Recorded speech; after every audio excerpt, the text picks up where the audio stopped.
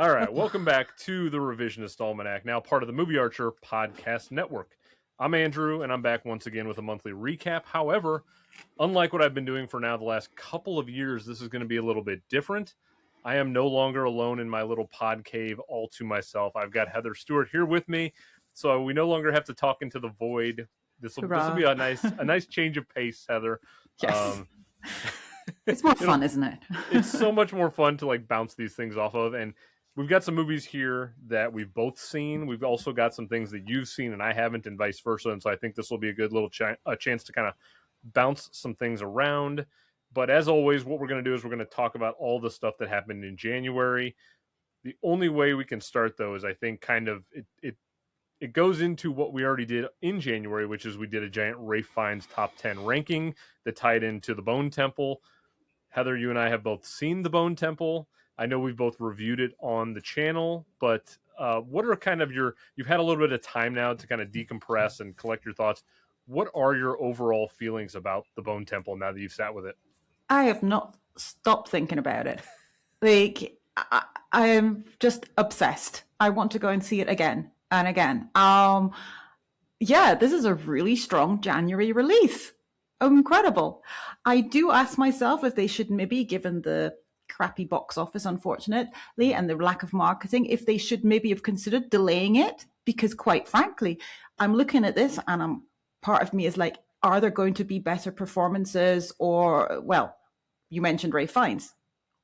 Incredible performance. Is there going to be better five in, well, would he be lead? Would he be supporting? I guess he'd be lead, huh? Probably lead, right? Right. Yeah. So is there going to be anything to five performances to top that this year? I don't know, but he's going to be forgotten about. So should they have delayed the release to maybe a full year after? But I think they went the 28 weeks later route. But yeah, what a film. So I saw this in Paris randomly.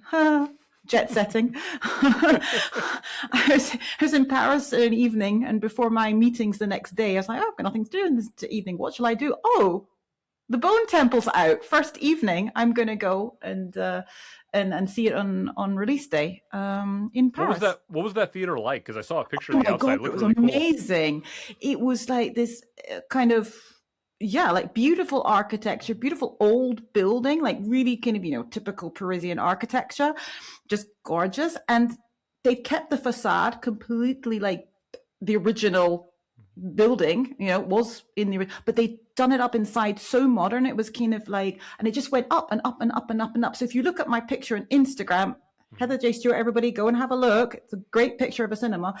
It just goes up into this dome at the very top. And I swear I was in that dome watching the Bone Temple. So I was literally kind of there, like on the top of the Bone Temple. How many screens did they have? 8, but it was 2 per floor. So I was kind of like 4th floor, 5th floor, whatever. You can't do floors properly, so your first floor is our ground floor.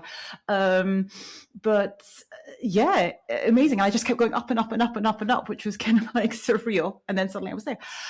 Great, amazing surround sound, great cinema. Was it like big capacity? It wasn't massive. No, this wasn't a massive one. I think it was maybe like 30, but it was, so it wasn't that many, but it was full. It was so full, and the audience was vibing. I was vibing with it. They were laughing in the right places. I was laughing as well. I was just grinning like a lunatic as well during that particular scene with Ralph Fiennes. I was always like wanting to pump my fist because I was just having such a good time in that in the last 20, 30 minutes. And the whole thing was just great. It was wonderful. I definitely, I loved last year's. It wasn't my top 10 for the year. But this, this I think I preferred. And they work really well together. That's the whole point. So. It is hard to parse out the two of them for me already. Like they just feel like they feel like a continuation of like two halves of a whole in a way. It's 2/3 of a trilogy, hopefully. Right.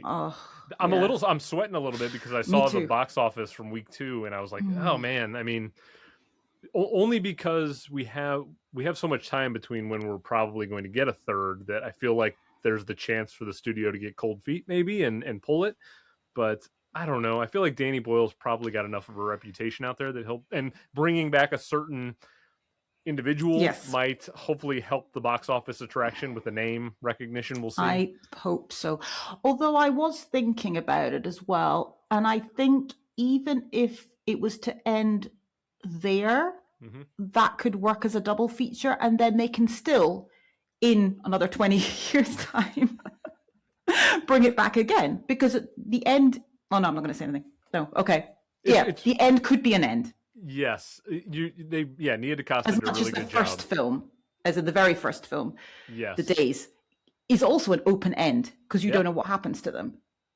So it's weird. The movie is like I think the movie's kind of simultaneously more approachable than 28 years later in terms of DaCosta's style is less abrasive to some than Boyle, which I've heard people say his editing style and the way the camera movement is a little bit challenging to them, and Nia does a better job, I think, of just like giving more static shots. There's certainly some handhelds in there, but the movie's also significantly more gruesome, I would say, in terms of like really the people on people violence is really like the opening scene. Yes, the opening scene, no. And obviously the scene in the barn.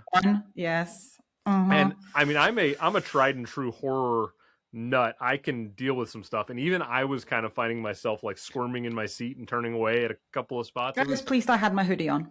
I was like, hide. But the barn. I'm not too bad with body horror or that kind of thing if it's quite obviously not real. So like The Substance was not a major issue because to me it's like, well, that's obviously somebody's not going to be born out of somebody's back. Like, come on.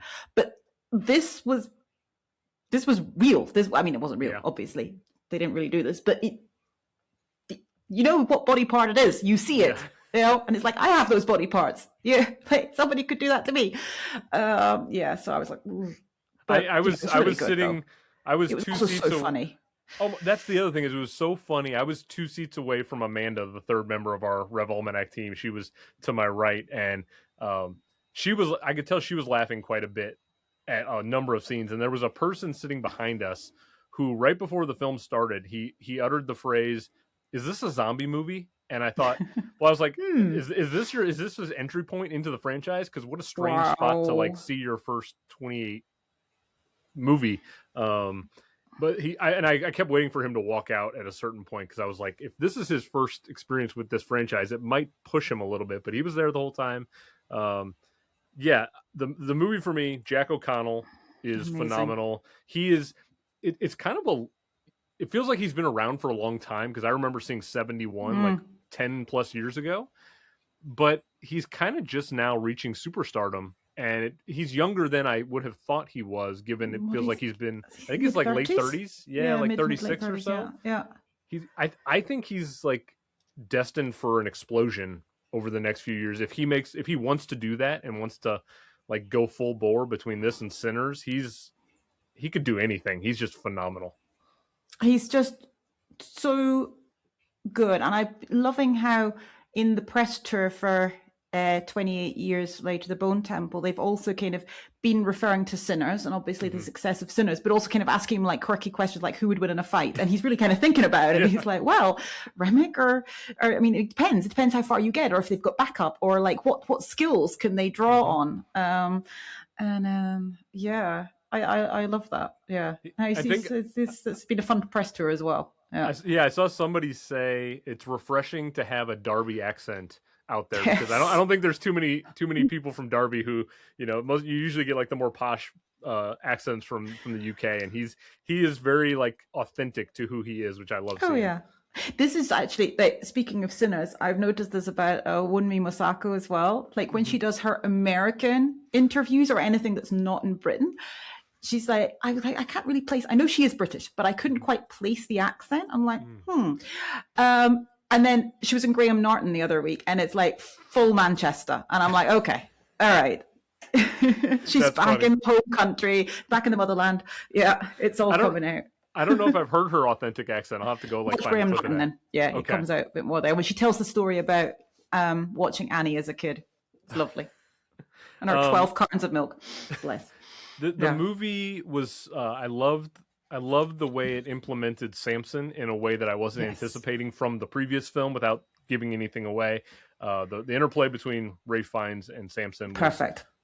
just, and that's where the comedy really came out for me. Is there's a scene where someone's watching what Rafe and Samson are doing from a distance, and it's this really, like, the whole theater was like laughing at that particular moment because you're all reacting with that character when they're seeing this very awkward situation happening, and that was really funny. But there was great needle drops. Nia DaCosta really had her finger on music choices. One, obviously, very specifically, is the big culmination near the end of the film where Rafe basically, it turns into a music video for a bit.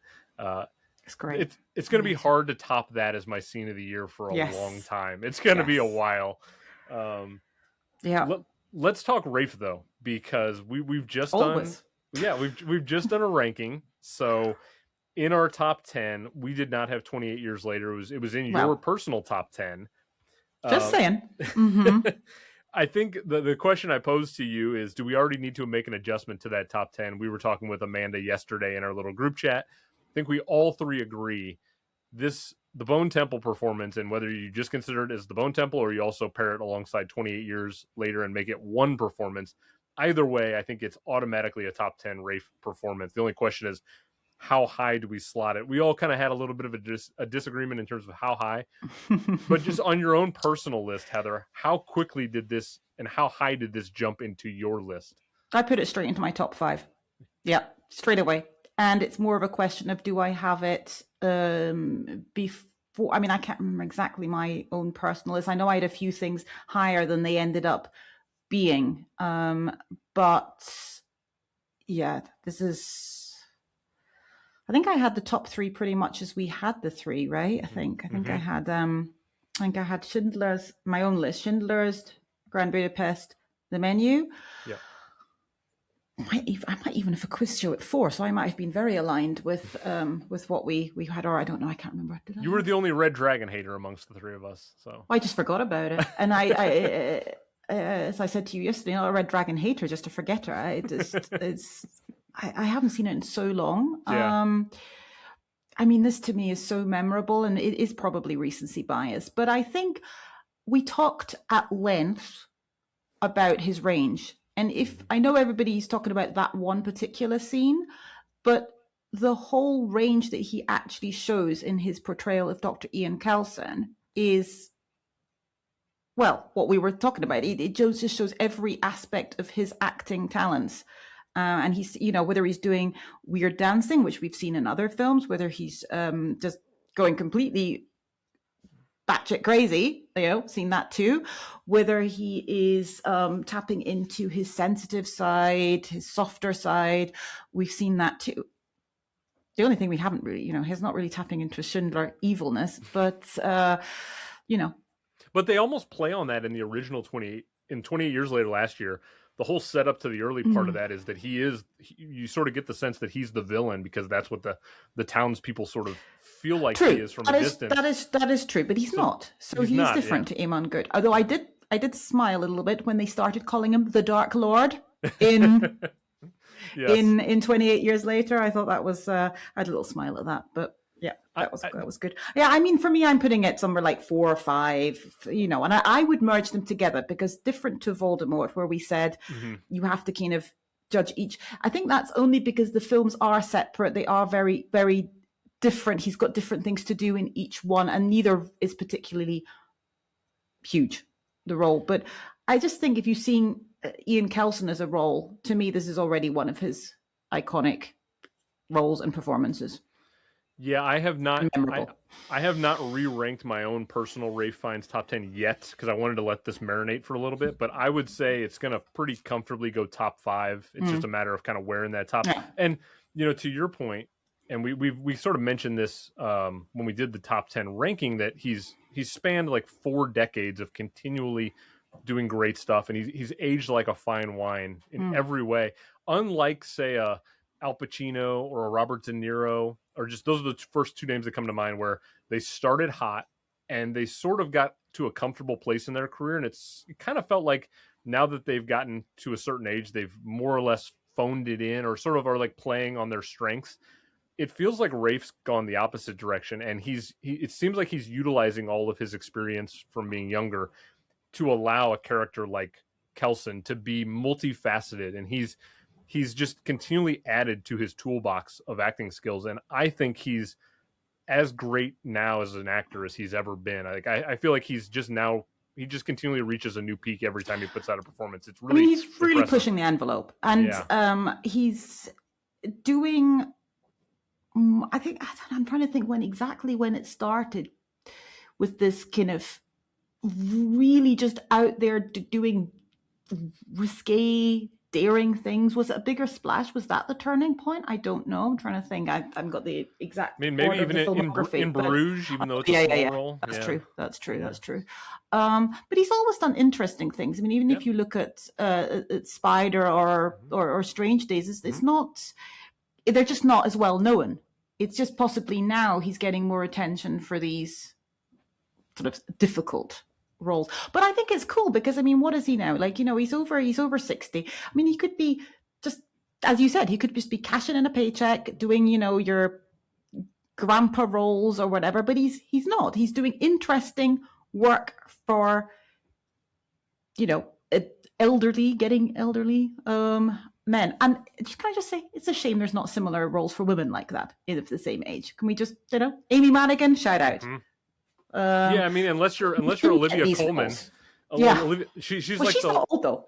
Well, I know, but like I feel like people are already kind of a couple of years older than me. Shut up. I feel like people are already ready to put Olivia Colman in the box of like, you're now elevated to almost grandmother level, and it's like. Have you read the synopsis of her latest film with Alexander Skarsgård? And if not, have. Yes, exactly. Yes, Come on, she's doing interesting shit. Well, that she's the exception where it feels like Hollywood's like, okay, we'll let you do whatever you want to do. I wish more women got the opportunity to just be Olivia Colman and just do whatever. Whatever. I know, but but you have to have a certain status to be able to do that. That's the problem. And the roles just aren't there, and when they're there, they're being written for specific people, and that person is Olivia Colman, or that person is, Amy Madigan, or whoever it is. But it's not your run of the mill, and that's why it's always Olivia Colman doing these quirky things, pretty much. So, it's a shame. But anyway, that's my soapbox there. Now, so we agree, it's a great performance.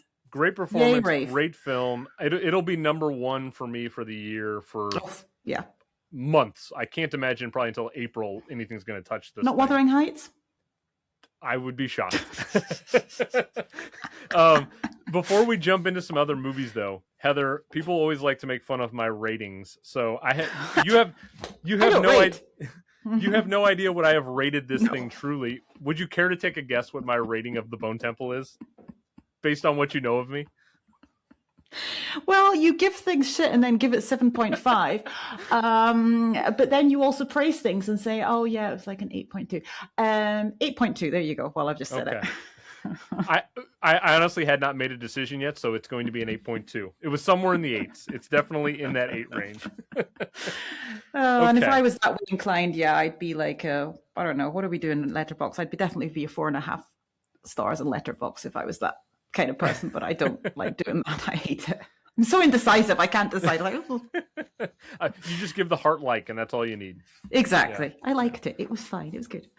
Okay. Well, there's some other movies that we saw in January. Some of them I think one of them crosses over. The others might not. Let's talk about kind of the other big movie, even though it's a straight to streaming movie because it's got 2 heavyweight actors in it. So Netflix dropped The Rip in mid-January with Matt Damon, Ben Affleck. It's a sort of a heist movie, some dirty cops in play. It's very familiar to a lot of stuff that we've seen in our lifetime. Did you like The Rip? Yeah, it was fine. It didn't rip, as I said to you. It tore, so it tore a little bit. But it was more than a paper cut. So like you said, it's the kind of stuff they don't really, they do kind of make them, but they don't make them this quality anymore. This was a really well-made film. And we've got to have films like that. We just don't see enough of them. It's fine. You put it on. Yes, it's kind of predictable. But Matt Damon, Ben Affleck, Tiana Taylor, a few other, the cast was great. The cast was great. The people Steven looked Yeun. great. Yes. Thingy, Kyle Chandler. Great. It was how long was it? A couple of hours. It was fine. It's not going to win necessarily any awards, but it's not something where I'm like, oh, this was terrible. Some of the dialogue was terrible, but it always is in these kind of films. The action was good, though. The action was good. The Matt Damon's reading glasses were amazing. They were the MVP of it. They were fabulous. His Odyssey beard. Yep. I had a good time with it. It was an entertaining 2 hours. So yeah, I'm the same way. I was surprised how much I enjoyed it. My only complaint is this is just like a Netflix originals always have these very muted colors. And very, it felt like that Netflix coloration to a degree. And that's my only complaint. I had no other problems with it. The action was fine. The dialogue was fine. Like there was nothing wrong with it. I feel like this movie would have been a relatively nice hit, though, if it did hit the theater. Oh yeah, definitely. Because of the names and we don't get a lot of movies like this. This is obviously a void time of year where there's not a lot of stuff playing, so it's a little unfortunate that these guys didn't get the chance to put this in the theater, because I think it would have done pretty well on a modest budget, I would imagine. I just love seeing Ben Affleck and Matt Damon together. And they've had a good press run. Press tour. Yeah. Oh, I loved it, because you can tell they've got this 45 years friendship there, and it's just so lovely. I do love it when good friends do press tours together. I mean, I did when before, just did all the. I live for Zendaya and Tom Holland press tours, but even before it was all confirmed that they were like a couple, also just the natural chemistry between them, which you don't necessarily see in the movies, but it doesn't matter because they've got it in real life, clearly. But even before they were a confirmed couple, that banter, or with the other guy, what's his name? Jacob, whatever, the guy who plays Ned in the Spider-Man films. Even with him, you can tell the three of them are good mates, and they have this natural banter, and I just love those kind of press tours. Or like when Emily Blunt and Matt Damon were doing Oppenheimer, because they're great friends as well, and it does make a difference. It's more playful. They can kind of rib each other a little bit, and yeah, I mean, Ben and Matt are just great. I will generally watch them in most things. It doesn't really matter the quality of the film. I'll watch it, and there's always things to criticize, and have a good time with it. Yeah, I think I mentioned this somewhere, whether it was in the Discord group we're in or whatever. I always laugh when Ben Affleck goes and does a press tour, because people forget that he's this very, very smart man. Yes, and there's people always highlight he's been really strong about his stance on AI. He's on this press run. He's been talking about the struggles to make movies that are under a certain budget, and he's talked about the business dynamics of how challenging it is to put out a movie and get it to make money. He's just such an interesting, well thought out individual. But whether it's the accent or people's preconceived notions of Ben Affleck and what they think because of maybe some of his character roles he's played, I feel like he doesn't get the credit for being a brilliant individual, because he's very smart. They're both very, very eloquent. They both, and you can tell that their moms, I think it was their moms, were both teachers. You can tell they are educated, eloquent individuals. And I think with Ben Affleck, it's because of all the tabloid crap as well. Yeah. I mean, let's be honest. People have this certain opinion about him and what they think he's like. But yeah, no, I mean, come on. These guys wrote Good Will Hunting and won screenplay Oscar when they were early 20s. Come on. These are not... Speaking of that, blondes, sorry, I should. What I mean. They're not playing that. Did you see speaking of Good Will Hunting? Did you see Ben Affleck's Billy Bob impression? I saw it through my feed somewhere. Yeah. Okay. He was talking about running into Billy Bob, and when they got the Oscar, and Billy Bob was sort of making fun of them for getting a participation trophy, since it was two of them getting an Oscar together. And just a great Billy Bob impression if you want to see that from Ben Affleck. He was having fun. So yeah, the other thing with the rip is I always use my brother as the casual movie barometer. Whenever I need to get like the general public's perspective, I ask my brother. He texted me. He saw it opening weekend on Netflix, and he said, "More of this from Netflix, please." And I thought, okay, like this is the sweet spot for casual movie watchers. Is this kind of movie? Netflix just needs to like slightly elevate their quality from the Gray Man and shit like that, and The Rip is that next level up in quality. So if we get this, I'm happy. Yeah, 100%. I told my husband, I said, watch this. This is your back. You will enjoy this. This is your kind of thing. You don't really have to switch on your brain too much. You just like leave it in the background, like they say about the Netflix films, but you will be entertained. So yeah. Maybe he's my new movie barometer. He seems like the type that would be like that kind of like middle of the road, average, mean. He needs a happy end though. Okay. Yeah, he's not like me. He needs a happy end. Otherwise, he gets really pissed off. That sounds like Alicia too. Film, and then he'll be like, "Oh, what the? At the end?" Yeah, Alicia's big pet peeve is an ambiguous ending, and which is where we diverge because I love the ambiguity. Yeah, he's not too bad on that because he'll just make the ambiguous happy, so he'll choose to believe. So, like with Inception, which I think we do know is the ending, he does choose to believe that it's the happy version that we want. But yeah, no, he gets he needs a couple other quick movies I'll shout out that I got to see that I enjoyed. What's your score for The Rip? Come on, the audience wants to know. I think I'll give it like a 7.4, which is for me a good score. A 7's a good score. I'm happy with the 7.4. So I got to the official Jordan submission for Best International Feature. I was lucky enough to get a screener for this film. It's called All That's Left of You. I was shocked that when I went to see The Bone Temple a couple of weeks ago, this was actually playing on one screen at my local theater. And for a small Midwestern chain theater, I did not think they were going to be showing this Jordan submission for international feature, so I was very happy to even see it there.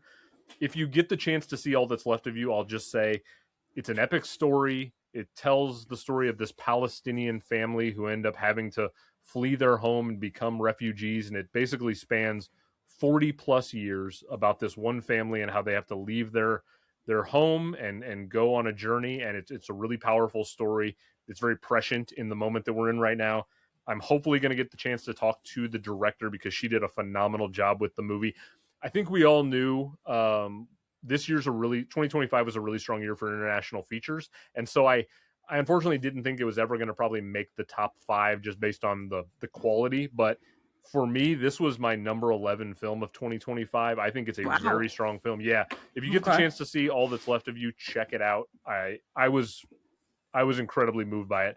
The other film I got to see recently, and I know it's getting ready to release here in the States in like a week or two, Pillion, which is Alexander Skarsgård, who you've already mentioned. He plays this character with Harry Melling, and they basically develop this BDSM relationship. And I knew the kind of like the general tagline. I saw the poster for it, so I had somewhat of an idea what the movie was. And for American audiences, unlike European audiences, I feel like there's more of a people are more scared of sex and nudity in American films as opposed to violence. Sure. Like we're okay with hundreds of people getting killed, but heaven forbid you show a little bit of full frontal nudity or whatever from a male perspective. People will freak out over here. Pillion is not afraid to push the boundaries of sexual imagery on screen, which again should not be a taboo thing. But what blew me away with this movie was surprisingly tender. It was very funny.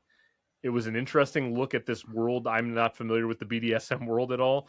And I thought that the two lead gentlemen who play the relationship together, Melling and Skarsgård, they had great chemistry. And I also did not expect that the movie's themes were going to be around discovering yourself and being comfortable in what you want in a relationship. And it was this really tender movie with a lot of more taboo sexual things at the forefront. But if you get the chance to see Pillion, I highly recommend it. It was really great stuff. And Skarsgård has gotten some critic love and some awards love for it. Yeah. Deservedly so. He's excellent in the movie. So those are my two little shouts. Did you see anything in January? I mean, first of all, on the Pillion thing, there's been a lot of discourse about like how people are complaining because Melling is not as attractive as Skarsgård, and you're just like, oh, come on. That's Whatever. so It's not just, the point of the it's Anyway, I don't know when it comes out here. I have seen a trailer, so it must it must at least have a date, because they wouldn't start showing trailers here if they didn't know it was going to be coming out here at some point. So I would imagine it's going to do very well, I think, in Europe comparatively to the States. Like, I think people are going to accept the movie more over I just need people to be aware that it's coming out, I guess. But I'm trying to think. It was definitely in front of a film where I was like, oh, they're showing Pillion in front of this. Okay, this is an interesting choice for this audience. And I can't remember what film it was. It doesn't really matter. But what have I seen? So I saw, speaking of international features, I have now completed the 5. I have seen all 5 that have been nominated. So I watched The Voice of Hinderjab at the weekend. This is fairly, this is understatement. It is pretty disturbing. I know you don't know what it's about, but I'm going to have to, because you have been filling in for your audience. It mixes real phone recording footage from a 6-year-old girl who has been caught in a shooting in Gaza. She is stuck in the car. Her whole family have been shot. And she is phoning into a call center no, she's not. They call her because her uncle is in Germany, and he alerts the Red Crescent, as the Red Cross is called there, the Red Crescent, that that she's still alive and they should get in touch with her. And it is, the actors are playing, so the actors play the call center people, but it's her real telephone footage. So I'm just saying this as a kind of, so I'm not going to say any more about that. There are moments in it which are extremely disturbing, as you can imagine, because it's real. You realize it's real. I question whether this would have been better as a documentary. I don't know, because some of the acting is not maybe the best, but that's not the point. I don't even really want to give this any kind of rating or any kind of, criticism at all, because this is very important and people need to see this film. So I understand why it got the longest ever Venice standing ovation. It's backed by Rooney Mara and Joaquin Phoenix. They are the executive producers. And I'm not surprised it got into the 5. Do I think, for example, No Other Choice, which I've also seen this month from Korea, do I think that is possibly the better all-round film, as in a better made, I mean, Park Chan-wook, please. What does the guy have to do? But yes, I do, but I don't think it would have been Voice of Hinderjab that I'd have swapped out, just putting out there of the 5. So I think it's important that The Voice of Hinderjab is in that 5 to get that attention. I don't even know if it's got a distributor in the US. Not sure. Because it's one of these topics, it's Palestine, it's Gaza, So, but please, if people can see it, it's a very important film. Fill me in a little bit. Do you spend the entire film inside the room where the call center's at? Is it one of those kind of movies where you're isolated inside? Okay. Yeah. Okay. Yeah. That's what I gathered from the poster. Was it looked like it was kind of centered on this one woman who's on the phone? She's one of them. Yeah. So she's one of them. Then there's another guy who he reports to her, and she's actually wanted to go home for the day, and then she gets dragged into it. Then there's another guy who is kind of in charge of the whole mission. He's trying to coordinate because they don't understand. They're saying, get the ambulance to this kid, but the guy is saying, we need to guarantee a safe space, a safe passage. We can't just go, and the ambulance is 8 minutes away from where she is. They can track her, but we can't just send an ambulance in there. We need to make sure that it's all coordinated and that there's a safe passage guaranteed by the army so that nothing else is going to happen. So it's all about that. And they don't understand. He goes, you need to understand. We can't just have other people dying, so it's a lot of, that's where the tension comes from, really. It's very much within the call center itself, is those,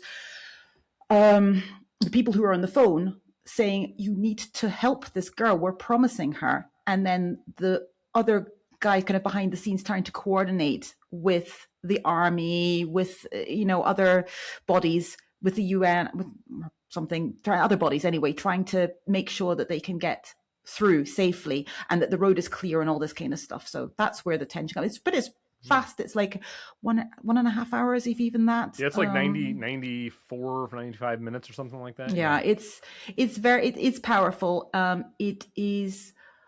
It's an important film. I think people should go and see. So as I say, I understand why it's in the 5, and it's not my favorite of the lot, but I understand why it's there. And as I say, it's not the one that I would swap out to put in No Other Choice. So, which is great, by the way. No Other Choice. Everybody I know has seen this movie but me. It's tormenting me because I love Park Chan-wook. Yes, it's not my favorite. I am very high on The Handmaiden, but I had a few issues with some of the tone shifts in it. I have to say, people say, "Oh, he manages the tone so well." I'm not sure. So it's about, just briefly for everybody, it's about this guy. He's worked in a paper factory for 25 years. The paper factory gets acquired by an American company, and basically they fire like loads of people, including him. And it's about and then he is unemployed for quite a long period of time, as are a lot of other people from the factory that were let go. And it's kind of about the lengths that he would go to try and get a particular new job that he becomes aware of. There we go. Okay. That's all I'll say. Yeah, it people were laughing. People were really laughing out loud in my screening. I didn't. I smiled a few times, but people were really laughing. I'm like, I don't know if this is actually funny. It's kind of like, no, it's kind of like disturbing, and it's a reflection of society about, people are just suddenly from one day to the next become superfluous, and then really, if you're of a certain age, struggle to get back into business. Also, the paper industry is also, and there's also comments, we were talking about AI earlier and Affleck, there's also comments on, AI or machines being able to do certain jobs that people used to do. So and people do encourage him. They say, hey, go into another different industry, go and try something else out. And he's like, well, that's all I know, and that's all I want to do. So it's those statements as well, which we know from Park Chan-wook. I mean, nothing is just going to be a straight out comedy or anything. There's always some commentary on society, but yeah, I had a good time with that. Do I think it should be in the 5? For sure. Yes. Yes. What would you bump? Like, what's your bottom of that 5? Surat. I didn't really vibe with that. Another one I have not seen, but I don't anticipate loving. I'm not surprised it's in there. It's fine. I mean, it's a ride. It's a wild ride. It just had too many tonal shifts for me. It didn't quite know what it was trying to say. It started off some random other stories in the background where I'm like, why are we doing this? What is this? And then they didn't continue it. I'm not surprised Surat is in there after the European Film Awards, where basically it and Sentimental Value swept everything between the two of them. I was like, oh, okay, fine. Surat is taking that 5th slot. Like, right. It's obvious. And I was kind of sure they were going to put Hin Rajab in there as well, and not go with a Neon 5, as everybody's been calling it. So yeah, it was like, well, no other choice really hasn't. It's been the one that Neon haven't really pushed. And we know that the Academy is just, for some unknown reason, do not like to nominate Park Chan-wook. So it is what it is. I enjoyed the German one, Sound of Falling, as well. But yeah, as you said, it was really an abundance of riches this year. And quite frankly, I think, Sentimental Value, obviously, it was just an accident. Obviously, a Secret Agent for me, also obvious. So those 3 for sure. They were all 3 of them in my top 10 for the year. And I would have gone with No Other Choice and Voice of Hin Rajab. And then I would have had Sound of Falling and then Surat. So I've got Secret Agent lined up tomorrow, and okay. I almost feel like I'm going to be set up to like it more than people have told me they liked it. Like sometimes liked it. I feel like most of the complaints I've heard is it's too long, which it does seem like a pretty long runtime, and that it kind of bounces around in tone a little bit, and people found it a little jarring act to act. I don't know anything about it, but the overwhelming takeaway I keep hearing is Wagner Moore is amazing, regardless of what you think of the film. Yeah. The opening actually is incredible. So if you get right into it from that opening scene, I think you're along for the ride, full stop. because it's done really well to pull you straight in, but with a certain amount of mystery, and you're like, what's actually going on? There is a weird bit with magical realism in a minute, which in the middle of it, which I know doesn't bother you so much as it bothered me. But then when I read up about it, it's actually true.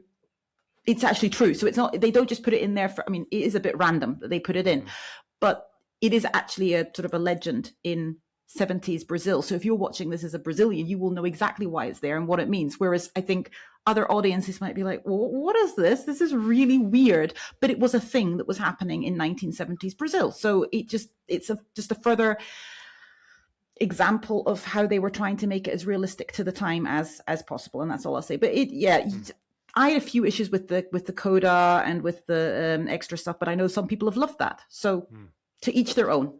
I really enjoyed it. I'll be very surprised if it makes the top 5 of my Best Picture 10, just based on how the strength of what I think is the top.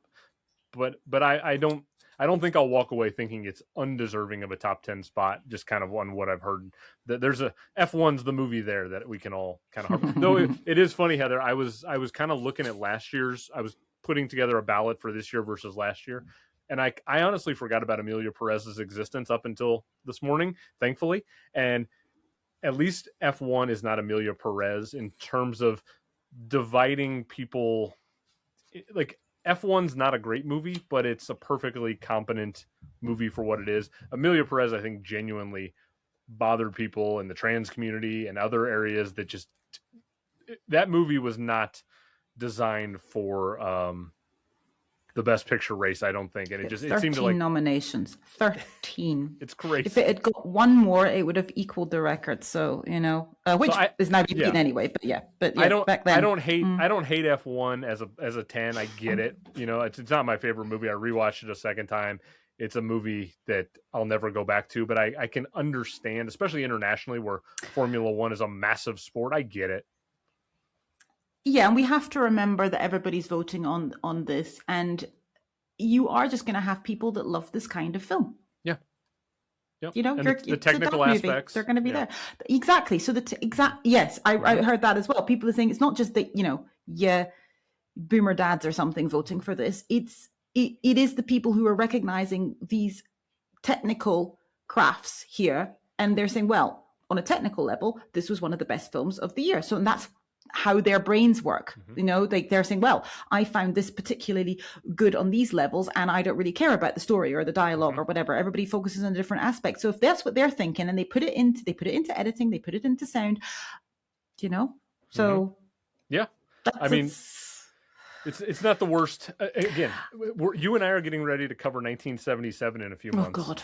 There are some really painful Best Picture nominees that F1 is so superior to and more watchable. So I think because, and I've said this already with the international stuff, we had such an abundance of riches of great films. I mean, I'm annoyed about certain other films being in there as well, because they're not my personal top 10. I would have had a very different top 10. I think I said in some chat, I said, well, actually, of the ones that have been nominated, I can only tell you my ranking for 5 of them, because those are the 5 that are in my actual top 15, which is where I kind of do a sort of a cut off. And then if I watch something new and it doesn't bump any of them off, I don't bother ranking. I'm not like you and rank 525 films.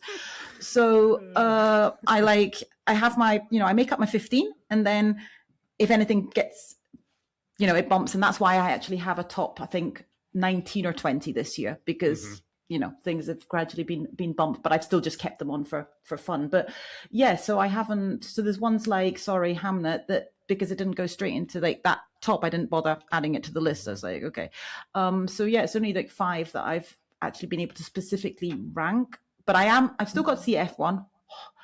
I will do that at some point. It feels like homework, and I haven't seen Marty Supreme because it's not out here yet. So let's see what Marty Supreme does. That could be. You've been watching shorts though, haven't you? I have. Let's talk some shorts. So I know you watched a couple, and I want to get your opinion on those. Yes. We're shifting a little bit into the Oscars coverage here. So I got very, very fortunate. I want to shout out all the filmmakers, all the PR teams, all the people in the shorts community who kindly granted me access to all these movies. I got to all 15 animated shortlisted films. I got to all 15 live action shortlisted films, and 12 of the 15 documentary shortlisted films in the short section.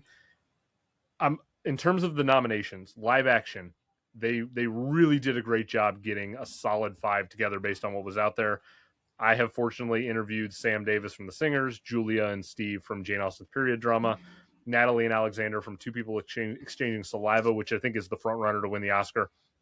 Deserving, all 5 of those nominees in live action short deserve to be there.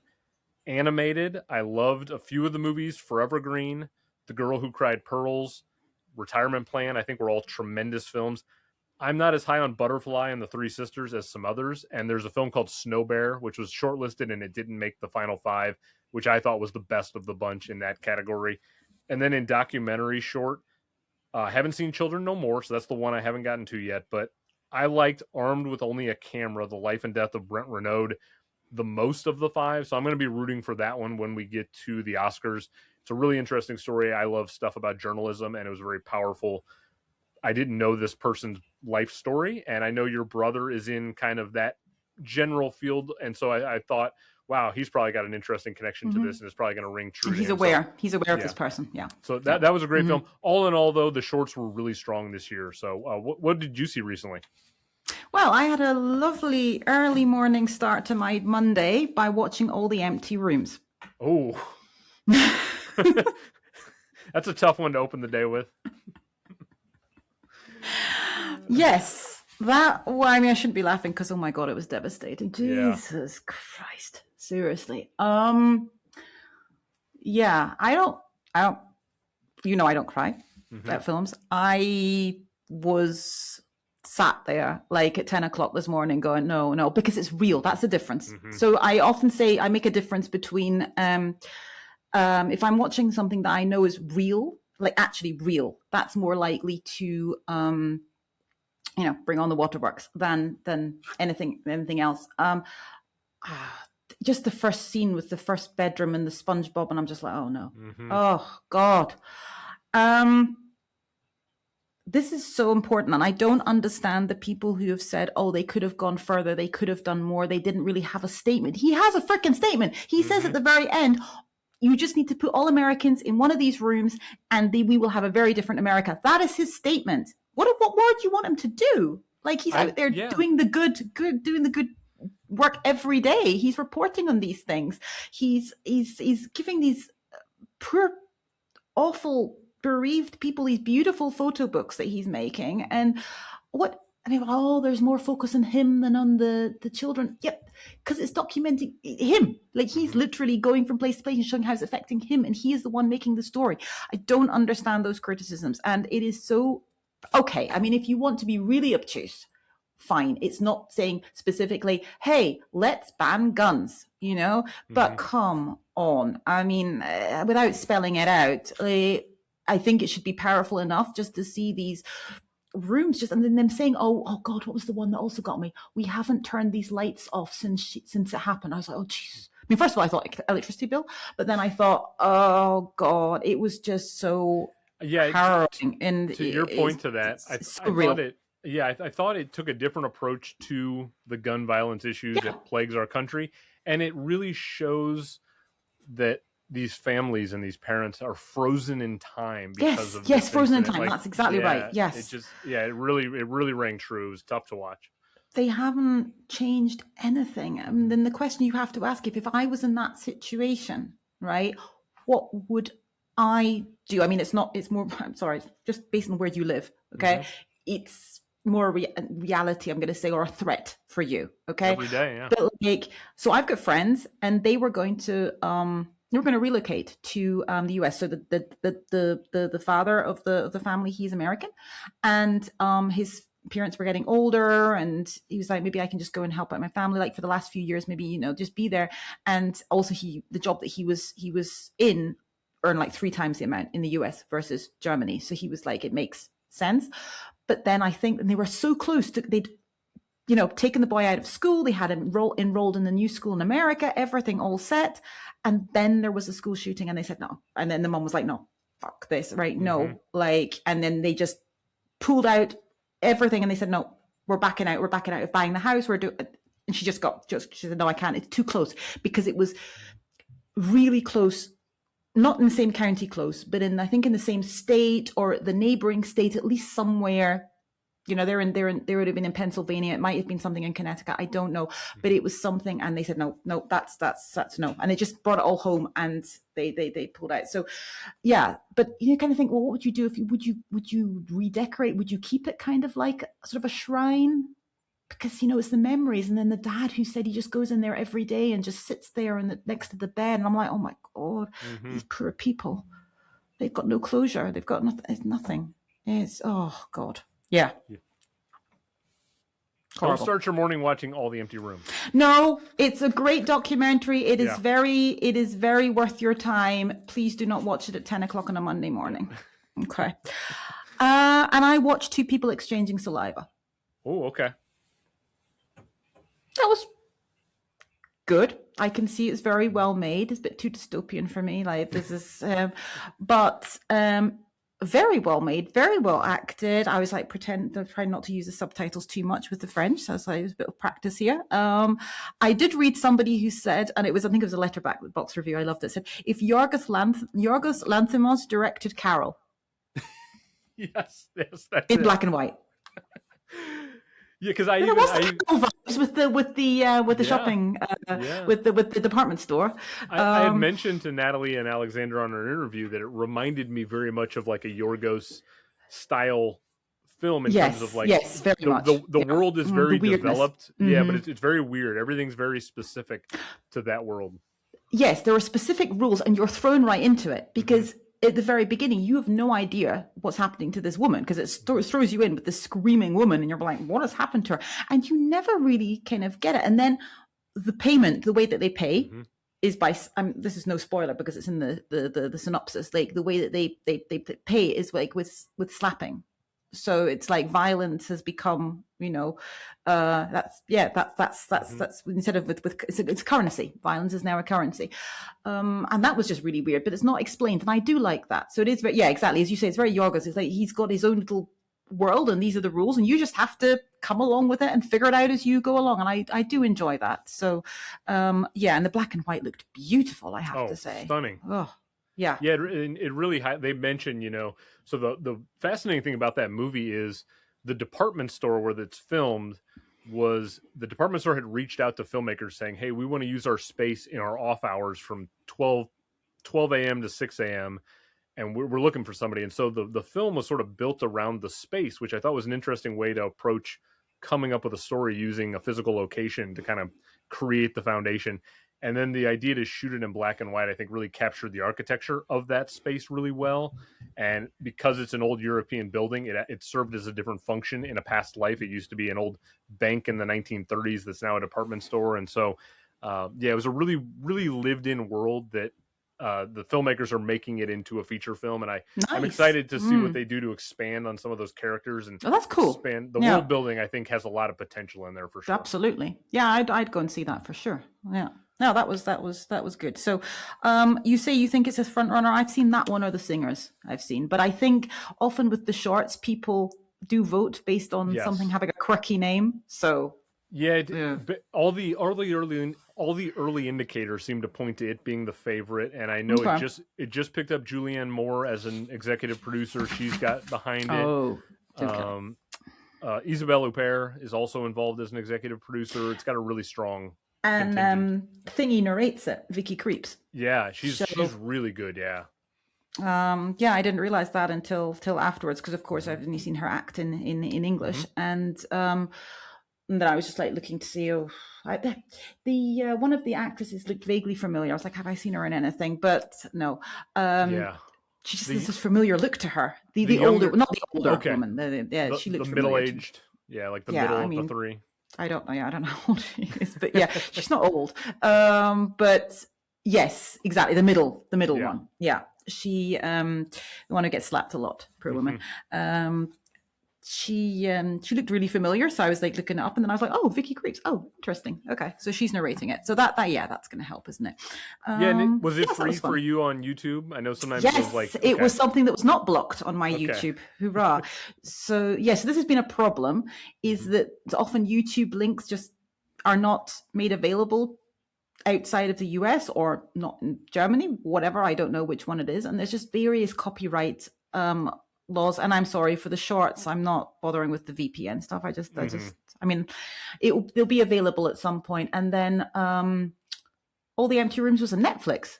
I was like, oh, cool. I didn't know that. So shout out In Session, by the way, who had a list of all the places. And I discovered that this morning. I was like, nice. I'm going to look at this. So they had a list of where they were all available. And I was like, oh, my goodness, something's on Netflix. But will it be on Netflix here? Quickly had a look. There it was, straight into All the Empty Rooms at 10 o'clock in the morning. Well, shout out to JD and Brendan for doing that. I'm gonna have to remember that, because I'm always like in a mad dash on Oscar nomination day to like figure out where all the sources are for all these places. Yeah, no, they were all there, and I mean a lot of them I don't have those services, or things like Canopy, of course, which is just like US like library cards and stuff. But that was really helpful. Yeah, cool. Other than that, this month I received for my Christmas from my brother, I received a 52-week movie challenge with a bunch of different categories, and I'm trying for each category to watch something new, a film that's new to me for each week. So that means I have got to this month so far, new to me, French Connection, Double Indemnity, and The Blair Witch Project. And then I put in The Voice of Hindu Rajab for something, for something, because I'd seen that anyway, and it fitted one of the categories. Yeah. We need to. I'm just thinking of this on the fly, Heather. We need to create. I'm going to make a letterbox list that correlates to all of the things that you watch for this challenge, so people can track along with you. Yeah, all sure. Of your watches. So I've got all the categories I can put in exactly the category. So French Connection was Did I bring the book up? No, but French Connection was, I had to do a Best Picture winner. So I thought, I'll just watch that. That's nice and freely available. Double Indemnity was a classic. I think that was the top. I've got it here, everybody. Here we go. This is it. Everyone's a critic. Best Picture winner, a movie classic. Blair Witch was low budget, big box office. And then I skipped a couple of weeks because I wanted to make sure I had covered four for this month. And I put in Voice of Hindu Rajab for with subtitles. And then coming up next, so if anybody's got any suggestions, my next one I have to do is with animals, starring animals. So any good suggestions? I was thinking about doing Cats by Tom Hooper. I thought that would be great. There you go. You got it. Cats. We'll see if anybody can top that recommendation. Yeah, my brother helpfully suggested Warhorse, and I'm like, that feels too serious. No. Cats is much more fun. Or I don't know if you've seen the film EO from a few years ago, where it follows a donkey around. Okay, that's kind of a silly little movie. Yeah, okay. The donkey's like the POV. Yeah, I've never seen Babe, but I don't really want to. Skip that. No, I think I'll do Cats for the lulz. I like that. Yeah. Okay, we got a couple of minutes left before we wrap up. I'm just going to quickly say I made a post on Instagram about a week prior to when we're recording this. It was the day of the Oscar nominations. I waited until the end of the day, and I just threw together really quickly on a notes on my phone all of my thoughts, and I posted it. And for some reason, that was the post that the algorithm caught. I guess because the algorithm likes controversy. And it's up to like 30,000 views and 500 likes and umpteen number of comments. I'm going to clarify a couple things for anyone who's been following that. Number one, you hate Kate Hudson. Apparently, I stand corrected on the Avatar costume design decision. I had no idea about the work that went into it behind the scenes.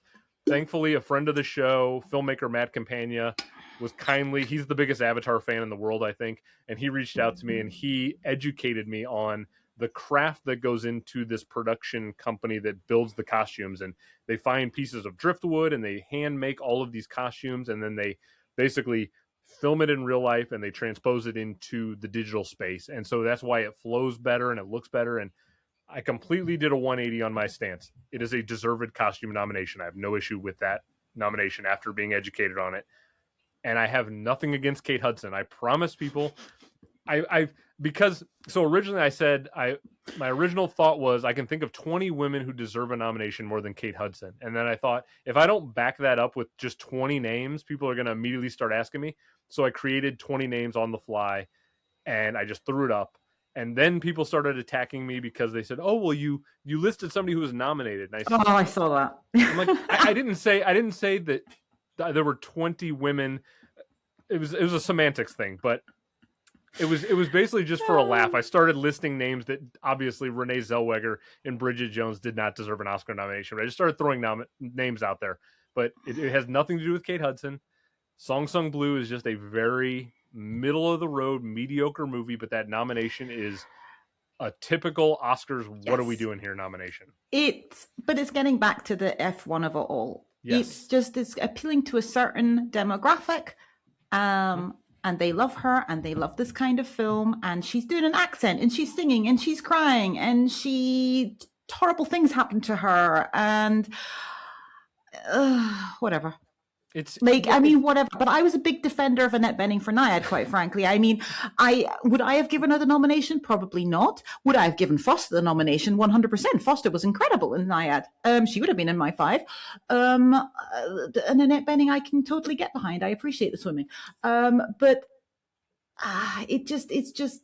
I mean, I think that we're coming back to what I was saying about the international feature. It's kind of also, there's just an abundance this year in lead actress, as always. And it's the same with F1. It's like, it's just a shame of what didn't get nominated. So, I get it. I understand. It's at the expense, as it always is, of something that we preferred. But everybody's tastes are different. Yeah, I mean, I apparently awoke the Kate Hudson Song Sung Blue army, because they exist. There are people who love this movie and love this performance. Great. I just thought that's great. But for me, we've reached a point, because I'm always looking back at past decades on these Almanac episodes. There are always really thin years for Best Actress. And we now live in this wonderful world where there are 20 or 30 great Best Actress performances. And I just thought, of all the years, there's so much depth and versatility and variety of the Best Actress race and the women that were out there doing stuff. And Jennifer Lawrence in Die My Love isn't even getting like a casual mention for being what she did. And then we're going to throw a bone to Kate Hudson. It just felt like a weird nomination. But it's nothing against Kate Hudson. I love Almost Famous. She's well connected, and she was campaigning, which is why I'm not surprised, but I could have understood her taking out Emma Stone, because Emma Stone did literally no campaigning, because she was like, oh God, not again, probably. And she's still there because it's the name. Oh, it's Emma Stone. Name recognition, we'll put her in. If Kate Hudson had taken out Emma Stone, I would have been like, yeah, whatever. Yes. Do I prefer Emma Stone in Begonia? Sure. I mean, I haven't seen Song Sung Blue. I'm just assuming, okay? Maybe I'll see it and I'll love it. It's the Chase Infinity of it all. It's the Chase Infinity of it all, or Jennifer Lawrence not even being in consideration, or whatever. It's that, I think that's a shame. But Chase will be fine. It's just a shame she was the one to miss. One Battle hit everything. They hit everything. They ticked all the boxes. Not like not as many as Sinners, but they ticked pretty much everywhere they were expected to get in, and that was the one they missed. And it's just a shame. And she will be fine. She's been very gracious with her statement she put out, like she's so excited for the film, etc. Leonardo put out something supporting Chase Infinity without, unlike Kristen Dunst, doing any shade on anybody else or whatever. But it's just, I don't know.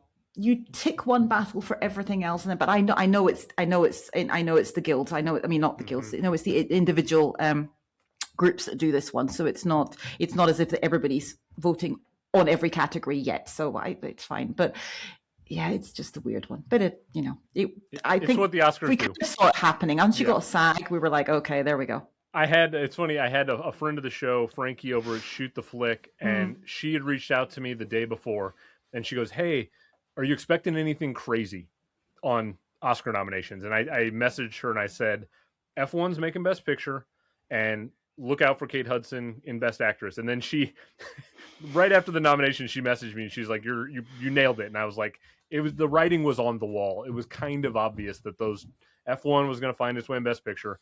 Kate Hudson was going to find her way into Best Actress, and it just is what it is. Like, but did you have Delroy?